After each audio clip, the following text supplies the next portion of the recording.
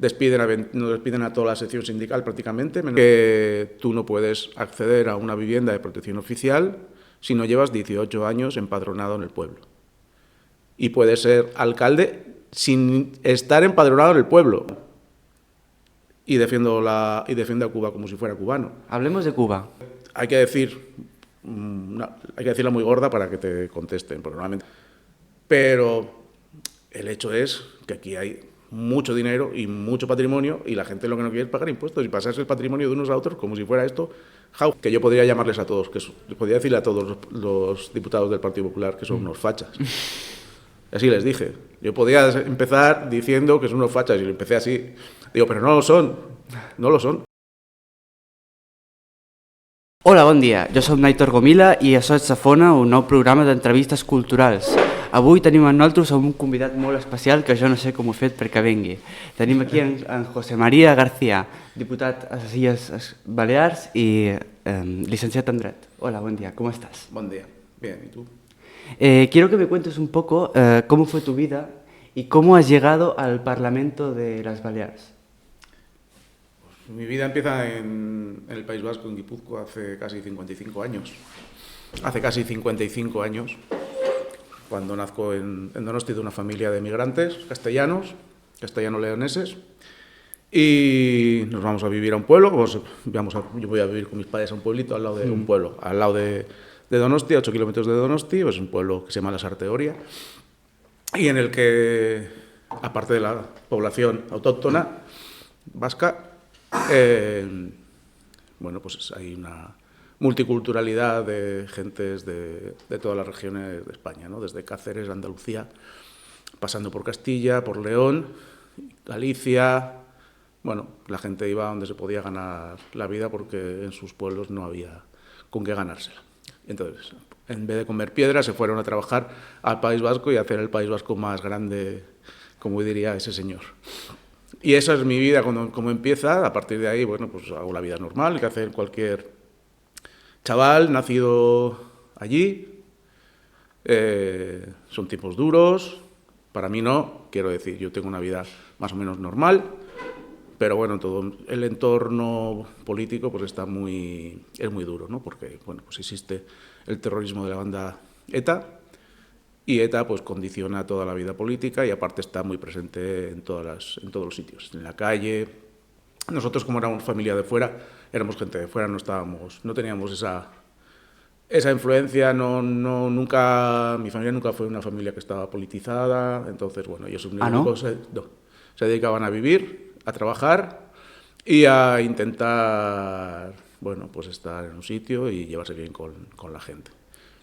Bueno, pasan los años y yo me voy a estudiar Derecho al lado, a San Sebastián, y voy a estudiar Derecho, acabo la carrera en 5 años, que son los que había antes, 5 añitos, y me doy de alta en el Colegio de Abogados para ejercer, y me voy a ejercer con 2 compañeras mías de la facultad. Y durante el tiempo que estoy ejerciendo en el despacho que montamos, lo que ocurre es que me llaman para trabajar en una fábrica de detergente y me voy a trabajar 20 días en una fábrica de detergente, 20 días que se convirtieron en 5 años, de peón. Especialista. Vale. Hacer detergente en polvo, algo que no sabía yo que existía. Una fábrica de detergente suponía que sí existía, pero no tan cerca de mi casa. Voy a Zaldivia, al Goierri, con el que luego pues, he seguido vinculado durante, bueno, pues hasta hoy, porque mi pareja es de un pueblo de al lado, del Goierri también. El Goierri es una zona de Guipúzcoa, que son como las tierras altas, ¿no? Significa eso, básicamente, pueblos altos o el pueblo de arriba. Y nada, pues ahí me afilio a Comisiones Obreras, que era mi idea desde el principio, me eligen delegado del comité de empresa, entonces salgo elegido delegado del comité de empresa. Y ¿Cómo es que te eligen a ti, justamente a ti? Porque presentamos una candidatura de Comisiones Obreras y yo iba el segundo. Entonces, como pasamos de no tener a nadie, de tener uno solo, a tener la mayoría en el comité de empresa. Porque, bueno, pues éramos los que denunciábamos lo que estaba pasando en la empresa, que la empresa se estaba generando mucha deuda y que eso nos iba a llevar a cerrar y que la política industrial que tenía no nos gustaba. Aprendo muchísimo con mis compañeros y con mis compañeras del comité de empresa de Comisiones Obreras, mucho. El sindicato es un sitio donde se aprende, si quieres, se aprende muchísimo. Bueno, de ahí... Tomo nota. Toma nota. ahí ocurren una serie de cosas, como éramos los criticones, nos despiden a toda la sección sindical prácticamente, menos a un delegado, a la delegada sindical, a un delegado que estaba en el comité de empresa y a mí, que todavía en aquel momento yo no estaba en el comité ni sabían que era afiliado. Era, como dicen, el tapao. Entonces, bueno, echan a 28 personas, esas 28 personas no se resignan y empiezan a luchar y están en la puerta durante un año, en la puerta de la fábrica instalados durante un año. Entonces yo salgo, estoy con ellos y ahí en ese proceso salgo elegido delegado. Entonces la empresa tiene 30 millones de euros de deuda y hay que negociar con ella para, bueno, pues para solucionar ese problema, si hay solución, porque claro,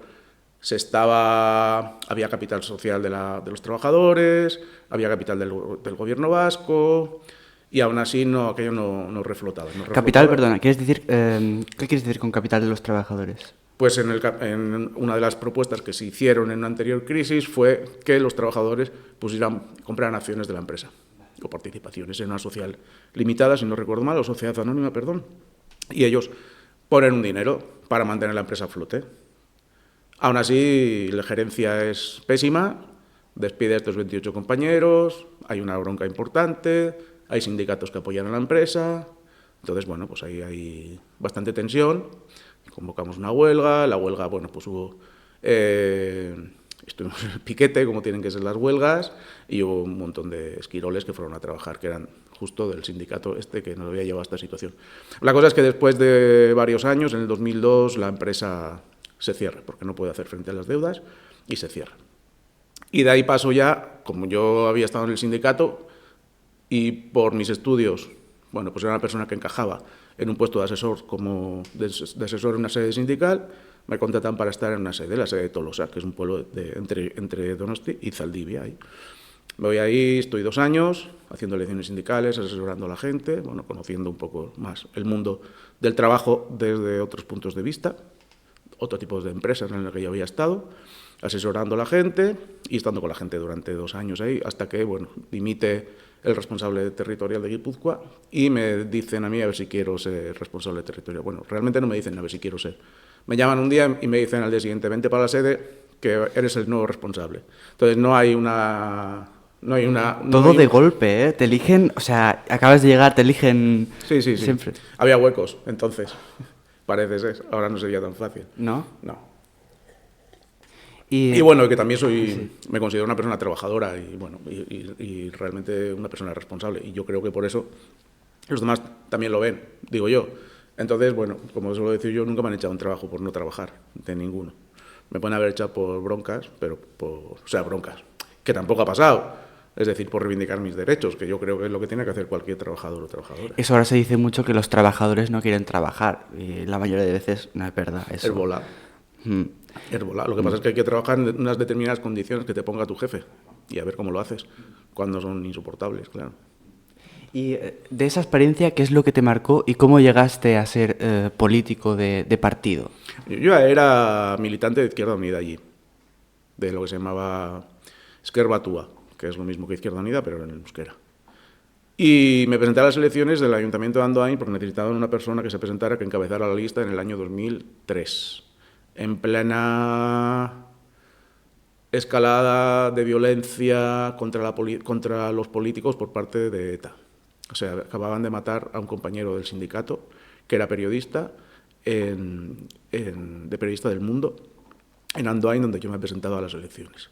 Por lo tanto, el ambiente político no era fácil y yo realmente creo que actué con una cierta inconsciencia o por el mero hecho de ayudar a la organización en la que militaba.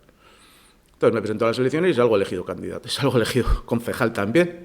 Me votan el montante de 524 personas, me acuerdo, y salgo elegido concejal, pero bueno. ¿Pero personas que votaban ya Izquierda Unida? ¿O? Supongo que sí. Vale.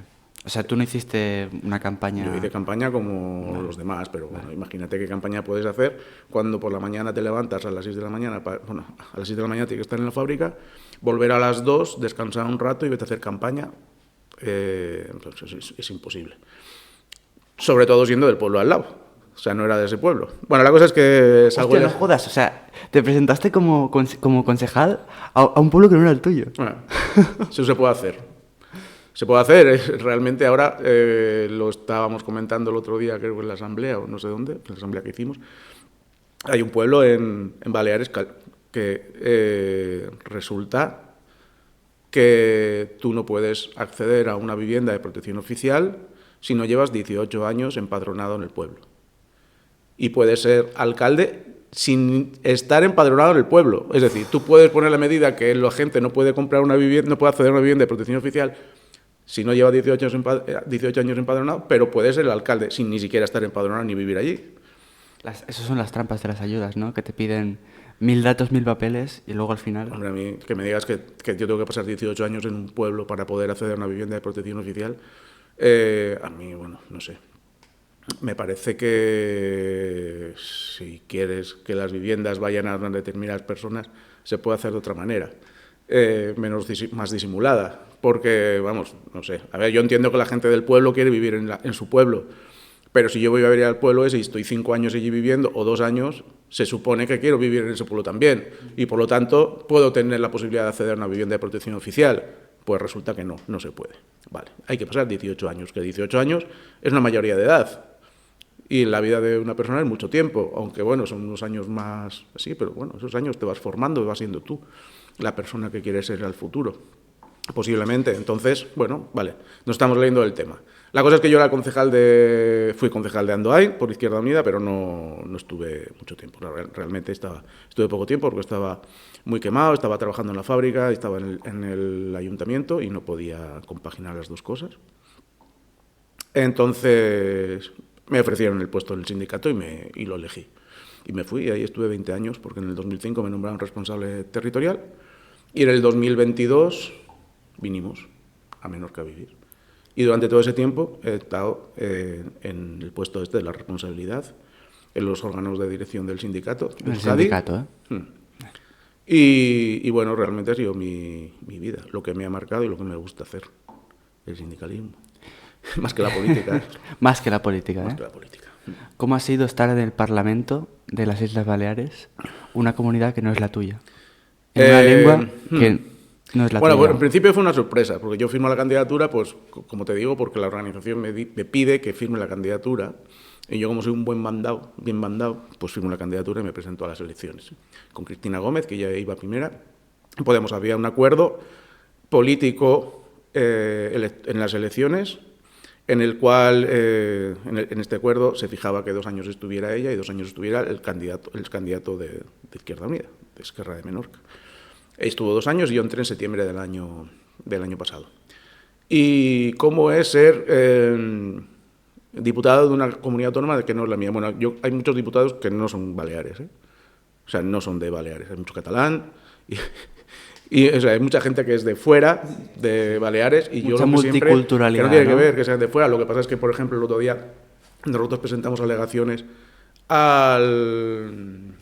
no recuerdo cómo se llama. Bueno, hay unos cambios lingüísticos aquí, en Menorca, y el plan lingüístico, no sé, bueno, ahora mismo no me acuerdo. La cosa es que nosotros presentamos alegaciones a ese plan, Esquerra de Menorca. Y uno de los comentarios que decía en el periódico es que cómo van a presentar estos alegaciones a un plan en defensa del catalán si ni siquiera el diputado que tienen en el Parlamento habla catalán. Y claro, no soy catalán, ni soy balear, no he nacido aquí, pero bueno, tampoco soy cubano. Y defiendo a Cuba como si fuera cubano. Hablemos de Cuba. Hablemos de Cuba. ¿Cómo analizas la situación que está poniendo Trump en Cuba? Pues eso va a ser el nuevo genocidio, después de Palestina, creo yo. Otro más. No teníamos suficiente con el de Palestina. No. Bueno, después de tantos años, desde los años 60, que si no estoy mal informado, la revolución triunfa en el año 1960, en enero del 60.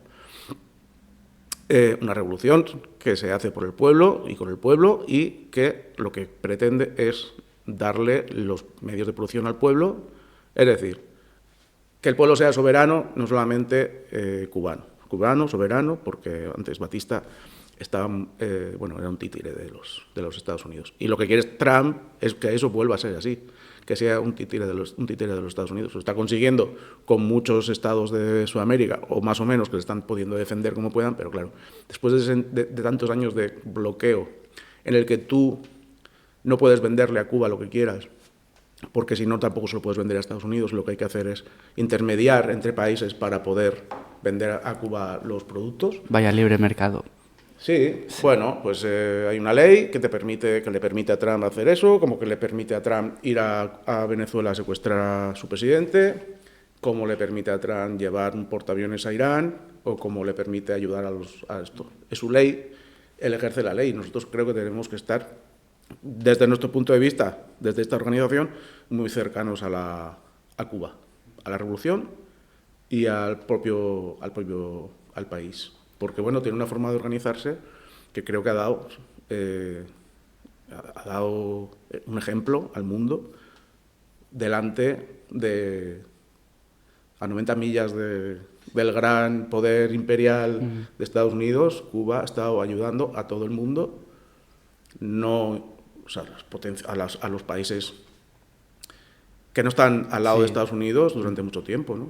Pues ha estado en guerras que no eran las suyas, luchando por el internacionalismo y por la clase trabajadora en otros países. Y eso es lo que, bueno, pues yo creo que yo soy realmente un admirador de la Revolución Cubana y nada más. Y lo digo así de claro, porque habrá gente que les sorprenda y que digan que es una dictadura y no sé qué, no sé cuánto. Bueno, cada uno tiene su régimen y allí hay muestras claras de que la gente ha salido a la calle y la policía no ha matado a nadie, no ha pegado a nadie. ¿Que hay detenidos? Claro que sí. También hay atentados en Cuba contra los órganos del país, y financiados posiblemente por Estados Unidos. Bueno, pues esto es una discusión, un debate que podemos tener, pero yo creo que ahora lo que toca no es debatir, sino lo que toca es intentar defender a Cuba frente al ataque brutal que está sufriendo por parte de Estados Unidos. ¿Cómo desempeñas tu función política en este mundo, en estas circunstancias? ¿Cómo? Pues con mucha cara. No, hombre, no, con mucha cara no, con mucho trabajo. Mucho trabajo y mucho darle vueltas a la cabeza. Ten en cuenta que en el Parlamento de las Illes Balears la mayoría es Partido Popular, pero no llega a la mayoría absoluta y tiene a cuatro diputados de la ultraderecha, que son los que le votan a favor prácticamente todo. Entonces, nosotros somos minoría. Yo soy solo uno. El Partido Socialista, con Més per Mallorca y Més per Menorca, y yo no llegamos a ganar muchas votaciones. Bueno, prácticamente no llegamos a ganar ninguna votación porque los otros se juntan. Luego Vox tiene a 3 no adscritos fuera, tránsfugas, llámalos como quieras. Se han salido del partido y están votando, normalmente votan a favor del Partido Popular. Y luego hay un compañero del grupo mixto, que es de Formentera, que directamente pues está en la bancada del Partido Popular también. Así que, bueno, tienen otro voto más. O sea, añade a sus propios votos los votos del resto, como para nosotros hacer política. Realmente, cuando eres uno solo y quieres hacer cosas, nosotros hemos planteado un montón de iniciativas, realmente te sientes no ninguneado. Bueno, aparte, ellos no te hacen caso, o sea, no te toman en consideración. Cuando yo intervengo, muchas veces hay que decirla muy gorda para que te contesten, porque normalmente contestan a los que son al PSOE y a Més per Mallorca. A Més per Menorca no lo tienen tampoco, apenas le dicen nada, y a mí, que soy solo uno, pues bueno, prácticamente tampoco. Pero bueno, hay que ir, hay que trabajar y hay que seguir aportando y diciendo que esto no tiene que ser así, que las cosas tienen que cambiar, que la vivienda tiene que ser más accesible, que no hay un problema de vivienda, sino que lo que hay es un problema de acceso a la vivienda y que este gobierno no está haciendo nada para que ese problema se solucione, básicamente. Eso, la sanidad pública, que está realmente colapsada, porque hay unas colas, o sea, hay unas listas de espera tremendas, a pesar de que, bueno, la consellera, que yo le creo que tiene buena voluntad, la mujer, a mí me parece una mujer que habla sinceramente de que ella piensa que la situación es mejor de la que es. Pero no, realmente te vas a los datos y hay unas listas de espera tremendas. Y además, el problema que tiene el Partido Popular ahora mismo es, primero, que depende de Vox para hacer cualquier cosa, que Vox lo va a llevar por un camino que al final lo que le va a pasar es que la gente va a votar al original y no a la copia, como está pasando en Aragón. O sea, el Partido Popular es un partido muy grande, por eso saca los resultados que saca. Pero puede llegar el momento en que si tú le das tanta fuerza a otro partido político, al final la gente dice, bueno, pues ¿para qué voy a votar a estos? ¿Y si los que mandan son los otros. Pero eso dice PP y Vox del PSOE. que pacta con los catalanes y que cede mucho, ¿no? Bueno, cede mucho. Podríamos hablar del decreto, bueno, podríamos hablar del proyecto de financiación autonómica también. Nosotros tenemos nuestro propio punto de vista, y ya se dijo el otro día allí, porque hubo un debate sobre la financiación de las comunidades autónomas, y para Izquierda Unida el proyecto que ha presentado la ministra de Hacienda, primero, no tiene una cosa que se llama principio de ordinalidad, que es la comunidad autónoma que más aporta tiene que recibir más, ¿vale? Luego, tampoco tiene medidas contra el dumping fiscal. El dumping fiscal significa, aquí le llaman autonomía financiera, autonomía fiscal, que es que tú puedes hacer con tus competencias sobre impuestos lo que te dé la gana. Entonces, básicamente lo que han hecho aquí es quitar el impuesto de sucesiones y donaciones, y algún otro más, ¿vale? No te digo yo que no haya que quitar alguno, o beneficiar a unos determinados colectivos con respecto a otros, pero que dos hermanos, dos herederos, se hayan ahorrado cada uno 55 millones de euros,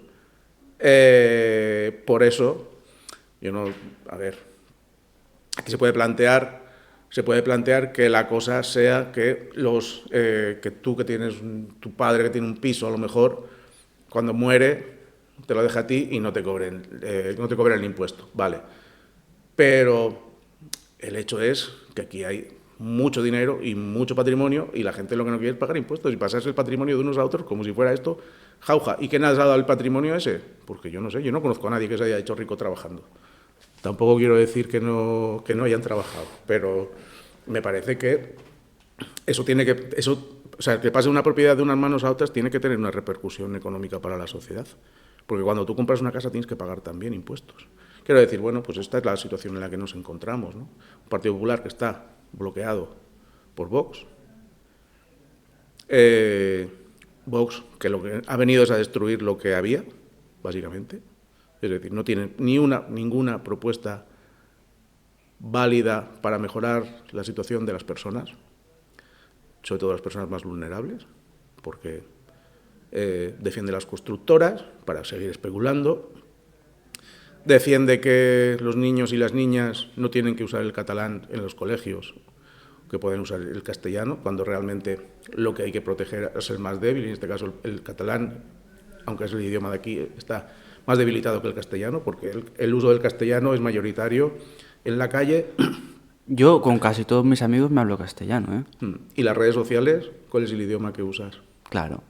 Entonces, claro, vosotros que usáis mucho las redes sociales, el castellano, si no hay una política lingüística en el colegio para que tú estudies en el idioma de tu país, pues eso al final se va a perder.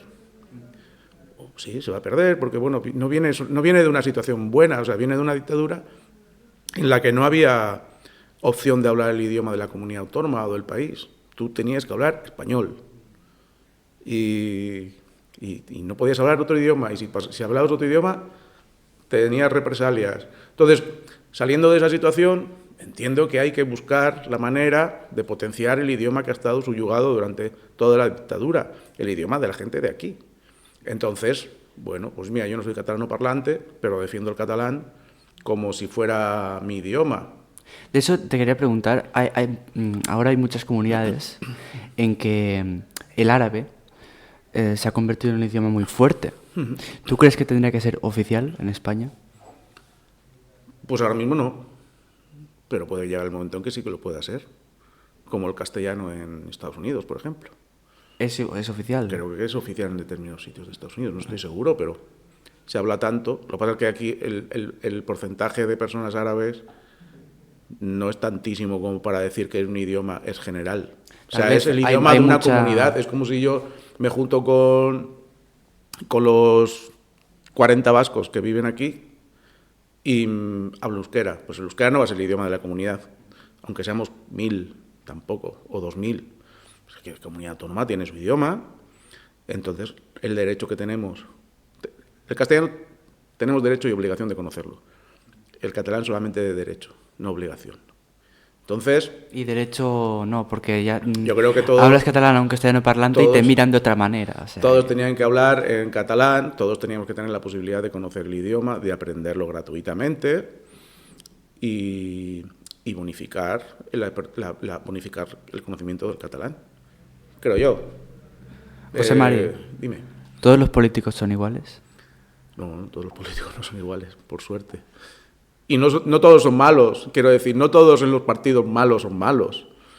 Porque, bueno, al final, yo el otro día, por ejemplo, hicimos un debate sobre una enmienda a la totalidad de la ley, de la derogación de la ley de memoria democrática, que es un tema muy importante aquí en Baleares, que se quiere derogar por parte del PP y Vox, porque dicen que les vale la ley española, la que hay en España.